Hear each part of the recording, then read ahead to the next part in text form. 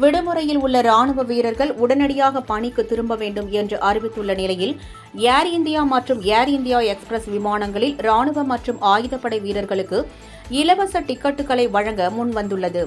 பாகிஸ்தான் மற்றும் ஆக்கிரமிப்பு காஷ்மீரில் தீவிரவாத முகாம்களை இந்திய ராணுவம் தாக்கி அழித்தது. இதனைத் தொடர்ந்து விடுமுறையில் உள்ள ராணுவ வீரர்கள் உடனடியாக பணிக்கு திரும்பவும், ஏற்கனவே பணியில் இருப்பவர்கள் சொந்த ஊருக்கு செல்லவும் கூடாது என அறிவுறுத்தப்பட்டுள்ளது. இதனால் ஏர் இந்தியா மற்றும் ஏர் இந்தியா எக்ஸ்பிரஸ் விமானங்களில் முன்பதிவு செய்த ராணுவ மற்றும் ஆயுதப்படை வீரர்களுக்கு டிக்கெட்டுகளை இலவசமாக வழங்க முன்வந்துள்ளன.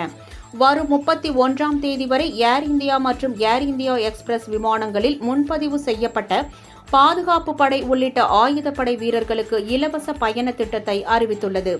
அதன்படி ஏற்கனவே முன்பதிவு செய்யப்பட்டுள்ள டிக்கெட்டுகளுக்கு முழு பணத்தையும் திரும்பப் பெற அவகாசம் வழங்கப்பட்டுள்ளது. ஜூன் 30ஆம் தேதி வரை விமானங்களை மறு அட்டவணைப்படுத்தி சலுகைகளை இந்த விமான நிறுவனங்கள் அறிவித்துள்ளன.